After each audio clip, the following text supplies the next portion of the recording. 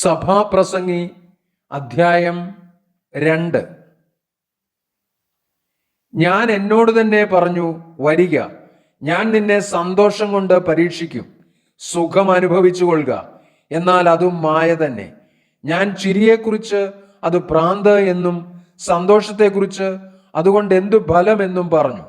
മനുഷ്യർക്ക് ആകാശത്തിന് കീഴെ ജീവപര്യന്തം ചെയ്യുവാൻ നല്ലത് ഏതെന്ന് ഞാൻ കാണുവോളം എൻ്റെ ഹൃദയം എന്നെ ജ്ഞാനത്തോടെ നടത്തിക്കൊണ്ടിരിക്കെ ഞാൻ എൻ്റെ ദേഹത്തെ വീഞ്ഞുകൊണ്ട് സന്തോഷിപ്പിപ്പാനും ഭോഷത്വം പിടിച്ചുകൊള്ളുവാനും എൻ്റെ മനസ്സിൽ നിരൂപിച്ചു.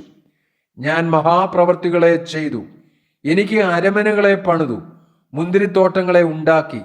ഞാൻ തോട്ടങ്ങളെയും ഉദ്യാനങ്ങളെയും ഉണ്ടാക്കി, അവയിൽ സകലവിധ ഫലവൃക്ഷങ്ങളെയും നട്ടു.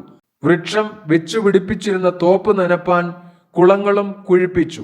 ഞാൻ ദാസന്മാരെയും ദാസിമാരെയും വിലയ്ക്ക് വാങ്ങി. വീട്ടിൽ ജനിച്ച ദാസന്മാരും എനിക്കുണ്ടായിരുന്നു. യെരൂശലേമിൽ എനിക്ക് മുമ്പുണ്ടായിരുന്ന ഏവരിലും അധികം ആടുമാടുകളായ ബഹുസമ്പത്ത് എനിക്കുണ്ടായിരുന്നു. ഞാൻ വെള്ളിയും പൊന്നും രാജാക്കന്മാർക്കും സംസ്ഥാനങ്ങൾക്കുമുള്ള ഭണ്ഡാരവും സ്വരൂപിച്ചു.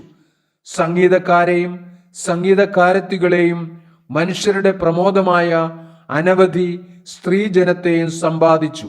ഇങ്ങനെ ഞാൻ എനിക്ക് മുമ്പ് യെരൂശലേമിൽ ഉണ്ടായിരുന്ന എല്ലാവരിലും മഹാനായി തീർന്ന് അഭിവൃദ്ധി പ്രാപിച്ചു. ജ്ഞാനവും എന്നിൽ ഉറച്ചു നിന്നു. എൻ്റെ കണ്ണ് ആഗ്രഹിച്ചതൊന്നും ഞാൻ അതിന് നിഷേധിച്ചില്ല.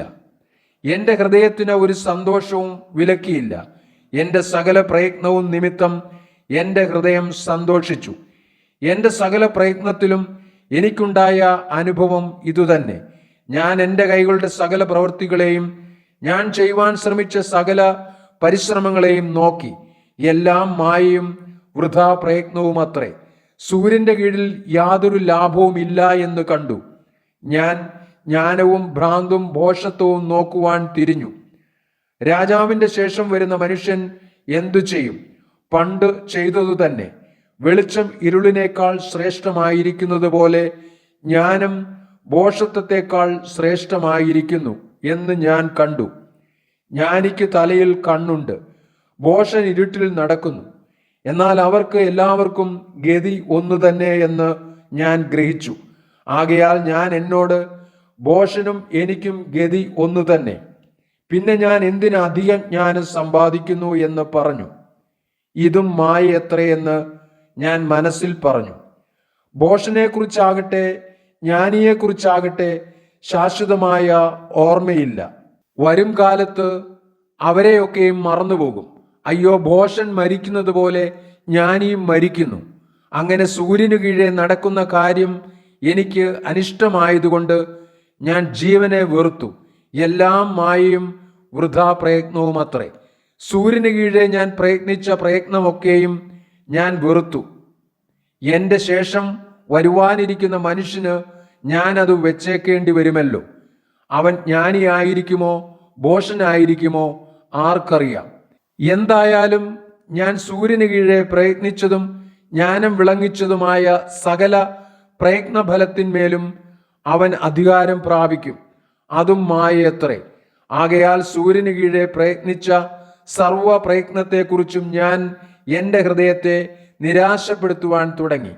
ഒരുത്തൻ ജ്ഞാനത്തോടും അറിവോടും സാമർഥ്യത്തോടും കൂടെ പ്രയത്നിക്കുന്നു. എങ്കിലും അതിൽ പ്രയത്നിക്കാത്ത ഒരുത്തിന് അവൻ അതിനെ അവകാശമായി വെച്ചേക്കേണ്ടി വരുന്നു. അതും മായയും വലിയ തിന്മയും അത്രേ. സൂര്യന് കീഴെ പ്രയത്നിക്കുന്ന സകല പ്രയത്നം കൊണ്ടും ഹൃദയ പരിശ്രമം കൊണ്ടും മനുഷ്യന് എന്തു ഫലം? അവൻ്റെ നാളുകളൊക്കെയും ദുഃഖകരവും അവൻ്റെ കഷ്ടപ്പാട് വ്യസനകരവുമല്ലോ. രാത്രിയിലും അവൻ്റെ ഹൃദയത്തിന് സ്വസ്ഥതയില്ല. അതും മായയത്രേ. തിന്നുകുടിച്ച് തൻ്റെ പ്രയത്നത്താൽ സുഖം അനുഭവിക്കുന്നതല്ലാതെ മനുഷ്യന് മറ്റൊരു നന്മയുമില്ല. അതും ദൈവത്തിൻ്റെ കയ്യിൽ നിന്നുള്ളത് എന്ന് ഞാൻ കണ്ടു.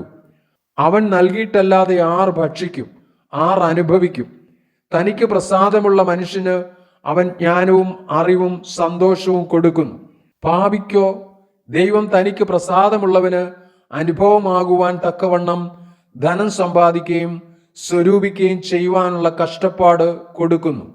അതും മായയും വൃഥാ പ്രയത്നവും അത്രേ.